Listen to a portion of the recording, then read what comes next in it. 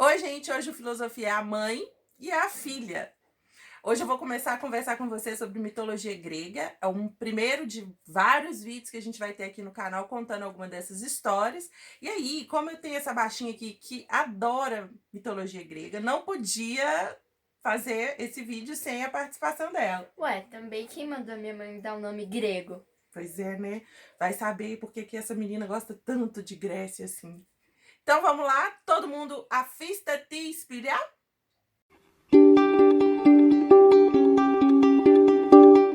Gente, já tem um vídeo aqui no canal com algumas coisinhas assim, falando sobre mitologia, tá aqui no cards, mas eu vou fazer uma pequena introdução sobre o que é a mitologia no sentido, né, mais abrangente, mais universal, para depois a gente ficar especificamente dentro da mitologia grega, que é aquela que interessa pra gente, que é a que está mais próxima da filosofia, a que está no berço ali da civilização ocidental, da qual a gente faz parte.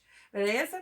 Então, mitologia é o conjunto dessas narrativas que contam a origem e a explicação do mundo, dos fenômenos da natureza, algumas questões de comportamento nosso, mas é também o estudo que a gente faz a respeito dessas narrativas. Então, tem essas duas definições que a gente pode considerar. A primeira como as narrativas elas mesmas, os mitos, e depois o estudo. Então, a mitologia é essas duas coisas. Vamos começar do começo? A gente escolheu falar sobre a primeira narrativa sobre a origem, tanto do cosmo quanto dos deuses. A gente está se orientando, eu e Sofs, principalmente pelo Hesíodo, poeta que nasceu na Boécia no século 7 a.C. Tem algumas interferências que a gente, algumas releituras, algumas versões que vão aparecer ainda na antiguidade e que de vez em quando a gente vai salpicar para poder ficar com uma explicação melhor, porque o poema do Hesíodo, essa parte da teogonia, é bem pequena em relação à descrição de alguns eventos, como a titanomaquia. Então a gente vai usar outras fontes. Livros que a gente está consultando, além do Hesíodo. Sófocles vai mostrar primeiro os dela. Primeiro mostra os seus. Ah, então tá. Eu tô me apoiando bastante nesse livrinho aqui, que a editora Abril lançou alguns anos atrás. Foi presente do meu irmão.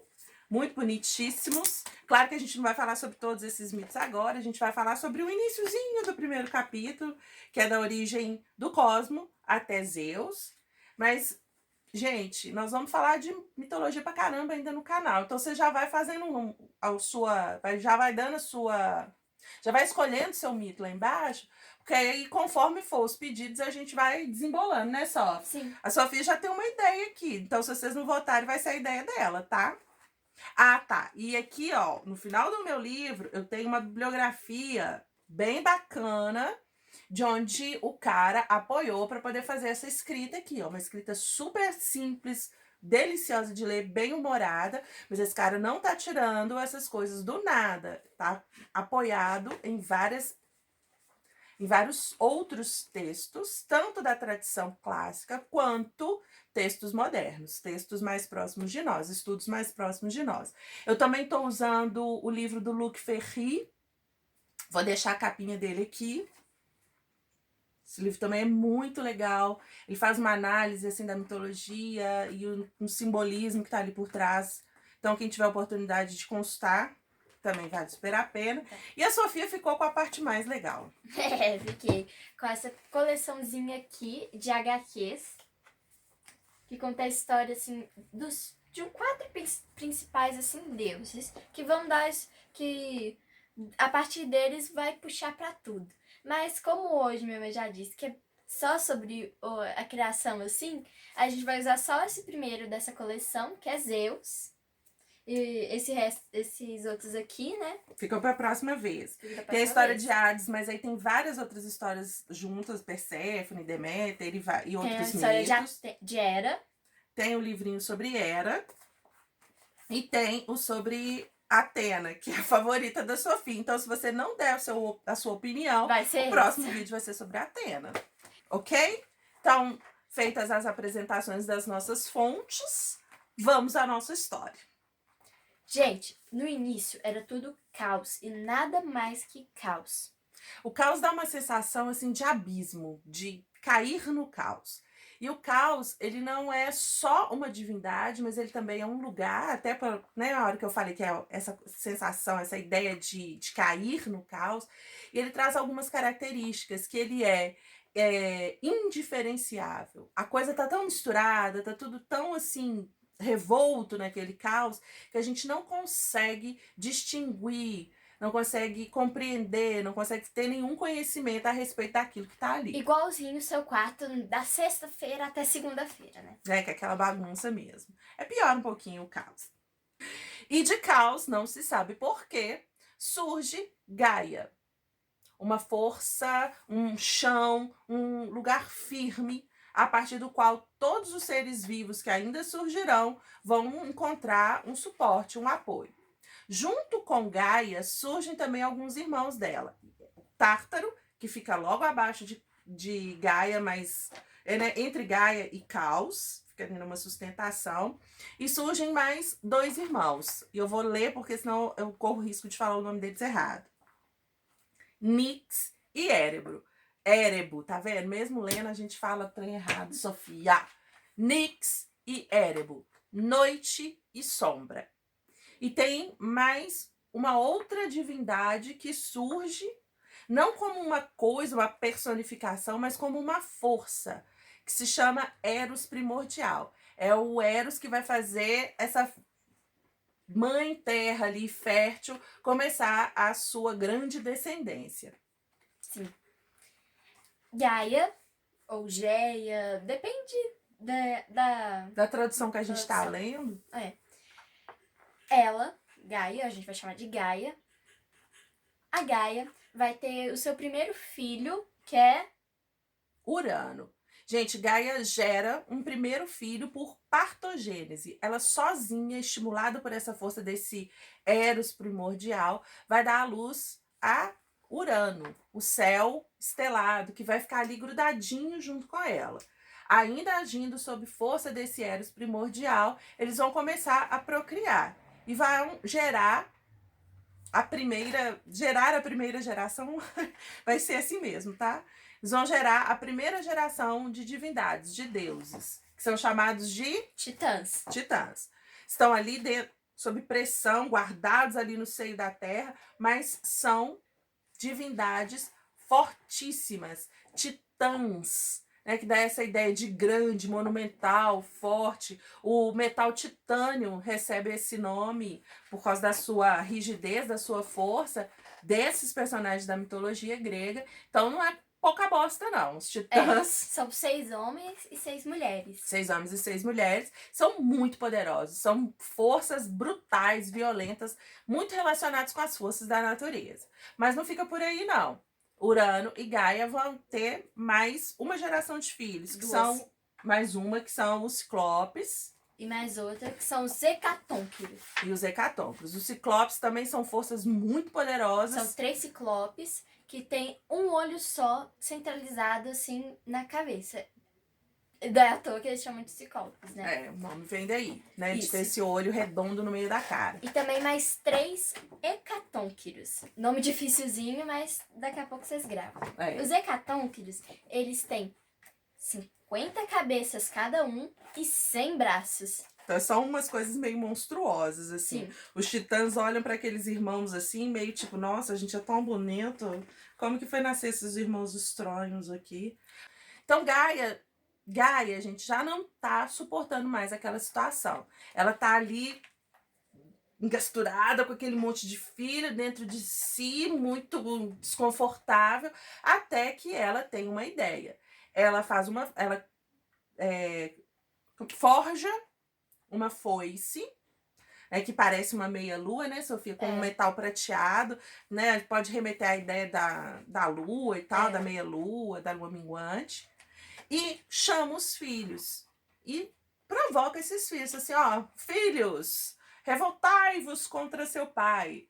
Só que todo mundo fica ali meio tipo, ai, sei não quero não. Até que Cronos resolve peitar. E Cronos era o mais corajoso, já tinha alguma coisinha ali. Apesar de ser o caçula Ai, dos boa. Titãs, é o caçula, mas Uhum. foi mais. Foi o que primeiro se prontificou a seguir ali, né, os conselhos, seguiu, ajudar a mãe, né? Era da mãe. Beleza. Então, o que que ele faz? Ele fica ali meio que de tocaia. Quando anoitece e Cronos e Urano, né, vem de novo com seu afã para copular com Gaia, para gerar mais filhos, o que que ele faz? Ele agarra com a mão agarra com a mão esquerda o pênis do pai e com a direita, segurando aquela foice dentada, castra, corta o pênis do pai. Joga aquilo nas costas. Claro que vai salpicar sangue para todo lado sobre a superfície da Terra. Aquilo ali, com o passar do tempo, vai gerar toda a série de seres mortais, inclusive nós, né, só? Sim. Aí que a gente começa a aparecer nessa história, não por agora, mas é desse sangue que toda vida na Terra vai surgir, e desse pênis castrado que vai cair no mar, que vai ficar batendo ali de um lado para o outro, nas espumas do mar, vai surgir a deusa Afrodite. Afro, em grego, significa espuma. Então, é aquela deusa nascida da espuma. Gente, com aquele ato de violência, né, com a castração, Urano, com medo, pelo susto, ele recua e fica preso na abóbada celeste. Então, por isso que o céu está bem descolado da Terra. Agora sim tem espaço para os titãs ficarem livres, para os titãs circularem, para essas forças brutas da natureza aparecerem. Mas os titãs, também muito vaidosos, muito bonitos, eles veem aqueles seus irmãos, os Ciclopes e os Hecatônquiros, e falam assim, não. E logo depois que eles saem, assim, dentro de Gaia, eles jogam eles dentro do Tártaro. Eles aprisionam esses irmãos dentro do Tártaro. Gente, mãe é mãe. Claro que Gaia não vai gostar muito dessa ideia. E Urano também, putaço com aquela situação toda, vai dizer para Cronos: ó, queridão, do mesmo jeito que você tá aqui como meu filho me destronando, você também vai ser destronado pelo seu próprio filho. Ele já fica ali, né? Porque quem tem medo, já fica ressabiado com o negócio. Cronos toma Reia, sua irmã, como esposa, e para evitar aquele vaticínio de Gaia, ele engole todos os filhos que Reia dá à luz. Então, toda vez que eles têm um filho, ela é obrigada, Reia é obrigada a entregar esse filho para Cronos, e ele engole essas crianças. Nós estamos falando de deuses, tá? Então a gente está falando de ser imortal. Então eles não vão morrer nesse espaço de tempo aí, não. Só para poder chamar a atenção. E outra coisa, gente. Queria muito chamar a atenção. Não cobrem uma coerência narrativa. Mas como assim? Vai engolir? Engoliu com água ou engoliu com leite? Isso é mitologia, cara. O que tá ali o que importa ali no fundo é o que essas histórias estão trazendo, porque tem um apelo ao fantástico, tem um apelo ao sobrenatural, não tem uma coerência com a realidade absoluta. É como se você estivesse lendo né, um livro de fantasia hoje. Como, não é? Na verdade, essa imagem, assim, de Cronos engolir os seus próprios filhos remete a uma ideia moderna de cronologia, de Cronos. Cronos é o tempo, e nós somos todos filhos do tempo, e o tempo tá sempre nos engolindo. Olha que legal.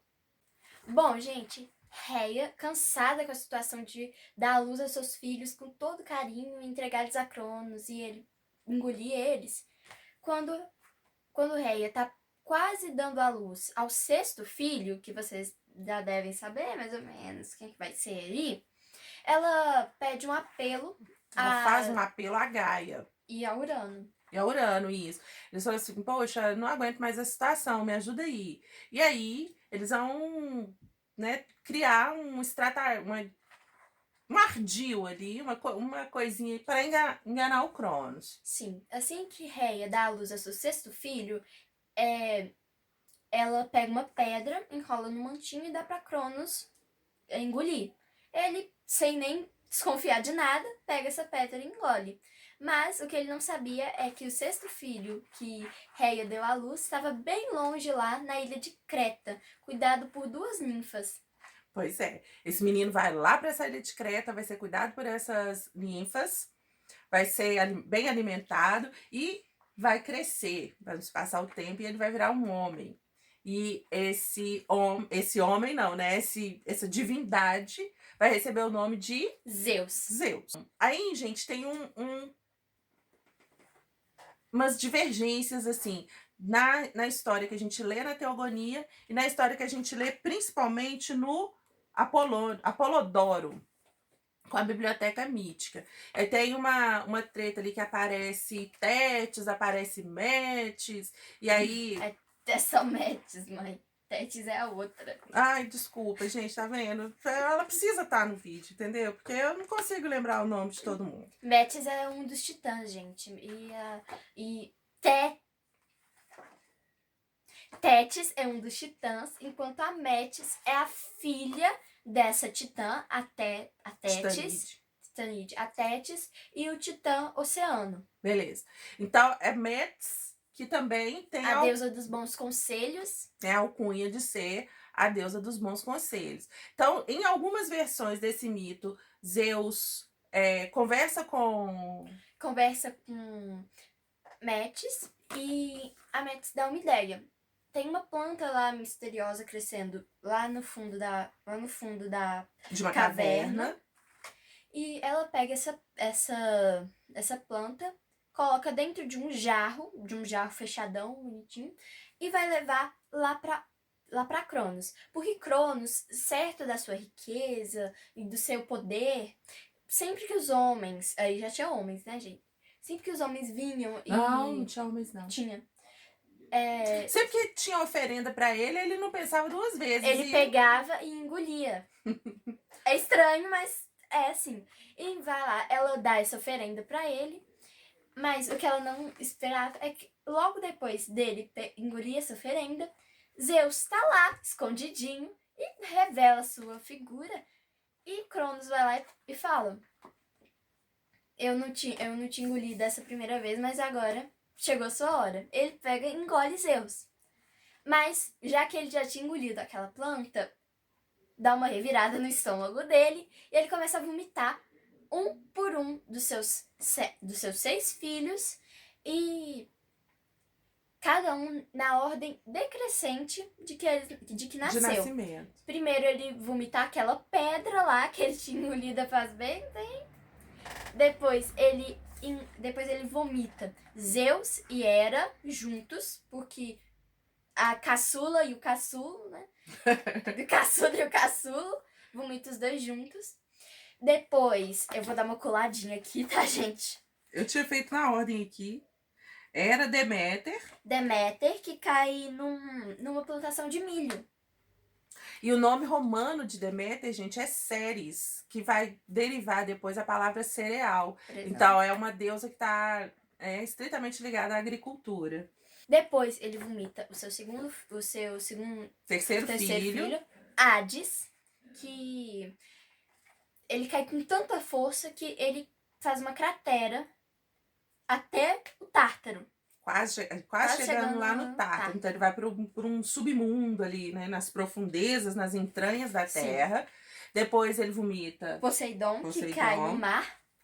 E por fim, Hestia. E aí, gente, de Hestia, tadinha, dá uma pena, porque aqui na HQ faz um relato bem triste de como que Hestia cai, renasce. Né? Que ela foi a primeira filha a nascer e a última a ser libertada. E ela tava tanto tempo ali presa na barriga de Cronos que ela quase foi digerida, né? Digerida. E ela sai como uma chama imóvel. E Hestia, apesar de ter pouquíssimos relatos sobre ela, é uma deusa bem importante, principalmente para nós humanos. Porque ela vai representar a união familiar, a estabilidade familiar. Ela é uma deusa que nunca sai do Olimpo. Ela representa aquela lareira, porque os gregos, né, dessa época tinham sempre uma lareira, um fogareiro né, no centro da casa, que tinha a ver com rituais também religiosos. Sim. Então tá a E Hestia, essa representa esse fogo familiar. se for família, é aquele quentinho da família. Pura falsidade, meu Deus. Gente, não pensa que a coisa vai ficar por aí, não. Depois que Zeus consegue libertar os irmãos, a coisa não para por aí. Não pode esquecer que a gente está lidando com deuses extremamente vaidosos, poderosos, rancorosos. Então, ele vai falar: bom, libertei os meus irmãos, agora quem vai mandar nessa bagaça sou eu. E aí é declarada guerra aos titãs. Não são todos os titãs que vão participar, o Oceano sai fora e não quer nem saber da briga, Japeto. E mais algumas Titanides. Elas também não entram nessa guerra. Algumas. Mas os titãs vão ficar de um lado, os irmãos de Zeus vão ficar no Monte Olimpo e eles vão começar a guerrear. Mas nós estamos falando de duas forças monumentais. Por um lado, você tem os titãs, que é pura brutalidade, pura violência, irracionalidade, força da natureza mesmo. E por outro lado, você tem forças também muito poderosas, muito grandes, mas que têm uma vantagem, talvez não tanto da força, mas da astúcia, da inteligência. Sim. Então essa guerra durante 10 grandes gerações, que a gente não faz a menor ideia de quanto tempo seja isso, a gente só sabe que é tempo pra caraca, eles vão ficar guerreando e vão ficar em pé de igualdade. Sim. Zeus, assim, já bem cansado dessa guerra, pede ajuda à sua avó. Gaia, como sempre, ali interferindo e mudando drasticamente os Sim. rumos dessa jornada dos deuses. Sim, aí Gaia vai lá e fala pra Zeus: meu netinho, querido do meu coração. Gente, Gaia tá puta, porque quando os titãs, né, quando o Cronos fica livre, quando o Cronos liberta os titãs do jugo de Urano, ele deixa só os titãs ficar do lado de fora. Os outros irmãos, os Ciclopes e os Hecatônquidos, vão ficar lá no Tártaro, vão ficar presos no Tártaro. E Gaia tá com aquele coisa, com aquela história, né? Com aquela história mal resolvida. Então ela fala assim: então já que os titãs fizeram isso, são meus filhos, mas fizeram isso com os meus outros filhos, esses aqui são os meus netos. Vou ajudar eles aqui a desempatar essa bagaça. Aí ela chega pra Zeus e fala: Zeus, você vai descer no Tártaro e vai encontrar os seus tios, que eles vão saber como te ajudar. Beleza.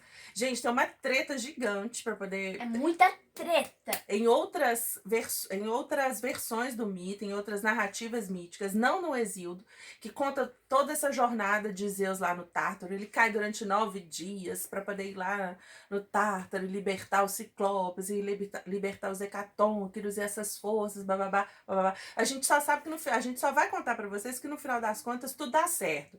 E dá tão certo que Zeus sai de lá com 3 presentes assim, pica das galáxias. Sim, os Ciclopes e os Hecatônquiros, os tios deles, dão para ele o poder do raio e do relâmpago, dão para Hades o capacete da invisibilidade e dão para Poseidon o tridente, que controla as forças da natureza, né? O maremoto, o terremoto, as tempestades. Então a gente tem aí pela primeira vez forças que vão desempatar essa guerra que já estava indo ali naquele equilíbrio de forças durante muito tempo. Sim. Então, acontece toda aquela bagaça, a treta lá. Gente, vocês imaginam que porradaiada que foi essa guerra? Foi tanta força, era tanta coisa acontecendo, era tanto blá blá blá para um lado e blá blá blá blá para o outro, que quase a Terra, Gaia, com tudo que ela estava apoiando ali por cima, sucumbe ao caos de novo. Então, assim, o negócio teve por um triz para poder cair no desequilíbrio total. Sim. Mas, por fim, os olimpianos, comandados por Zeus, vencem a guerra. Sim. Como punição, os titãs que participaram dessa dessa guerra. Isso, dessa guerra são levados para o Tártaro e são presos lá. E como esses seres são imortais, eles vão ficar lá para sempre, né? E também com saudade, assim, da escuridão do Tártaro, que acomodaram tão bem, né? Durante tantos anos, os Ciclopes e os Hecatônquiros descem lá pro Tártaro e ficam Vigiando vigiando esses esses titãs que estão titãs. presos. Mas um titã que participou dessa guerra, que eu não vou falar aqui o nome, participou dessa guerra, é o Atlas. E o Atlas, ele, por ser um general, assim, dos titãs, Recebe uma punição exemplar.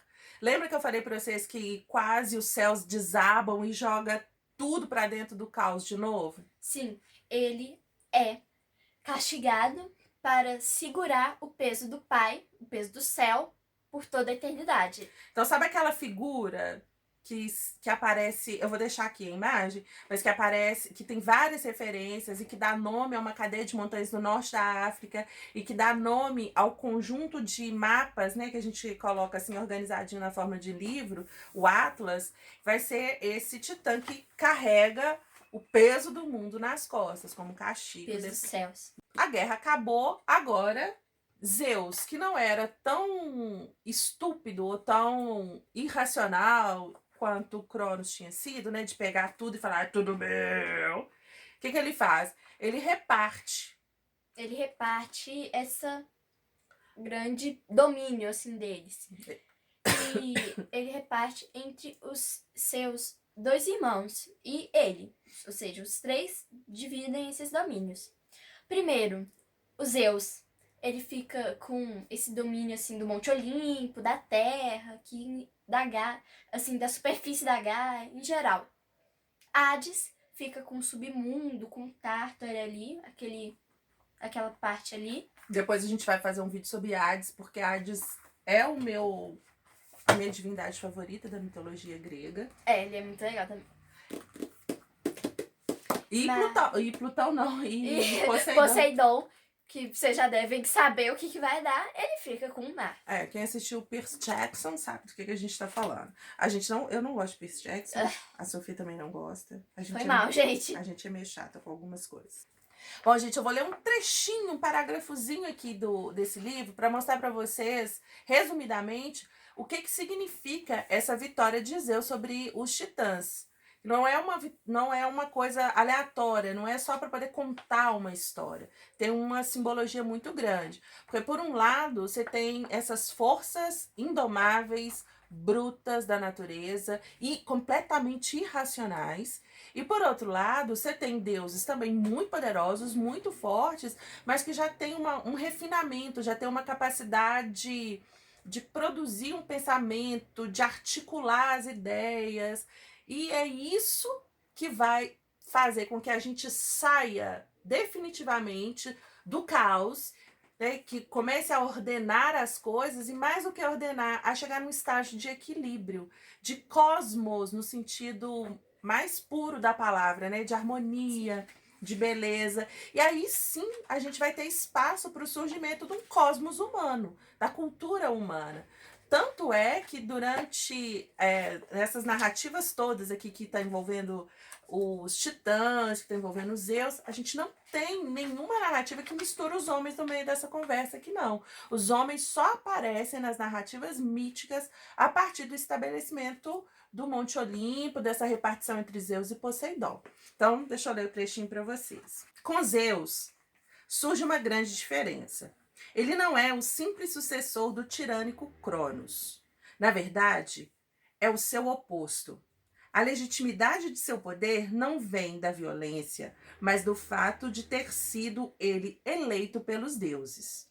Por isso mesmo, domina o universo preocupado em garantir os direitos das outras divindades. Olha que bacana, né? Aliada a essa ideia que eu falei para vocês, desse estabelecimento de do cosmos, né, no sentido de harmonia, de organização, você ainda tem um poder legitimado pelas alianças, pela conversa, pela articulação, pela argumentação. Isso é bem importante para justificar também como que os governos humanos, como que as cidades humanas, como que as comunidades humanas se organizam. Sim. Então, resumindo, A gente tem a origem do universo, segundo a mitologia grega, a partir dessa divindade, dessa coisa, desse lugar, que é esse caos, que dele vai surgir essa Gaia, essa força primordial, esse sustentáculo ali onde essas outras divindades e todas as outras criaturas vivas vão encontrar o amparo, essa ideia da mãe, né, do fértil, de seios fartos, que o Hesíodo diz lá no texto, que é bem bonita a poesia. E a gente sai dessas forças que começam a se manifestar de uma forma monumental, gigantesca, essas guerras todas, e sai da pura força de um universo, de um mundo, de um planeta regido por forças da natureza, para chegar ao ápice ali com a divisão desse mesmo cosmo, desse mesmo mundo, por Zeus e seus irmãos, por uma coisa já articulada, uma coisa já pensada, como eu disse anteriormente. Beleza? Então, além de uma história mega divertida, a gente também tem aí a função pedagógica do mito. Por um lado, uma missão de ensinar, de explicar a origem e o desenvolvimento do mundo. A gente também tem um outro lado pedagógico de mostrar por que as coisas funcionam desse jeito, esse comportamento, por que a força bruta, a violência, elas acabam, né, perdendo espaço nesse lugar da cultura, nesse lugar do diálogo, das escolhas e da articulação. Isso é bem interessante da gente ver nessas camadas das histórias que a gente está lendo.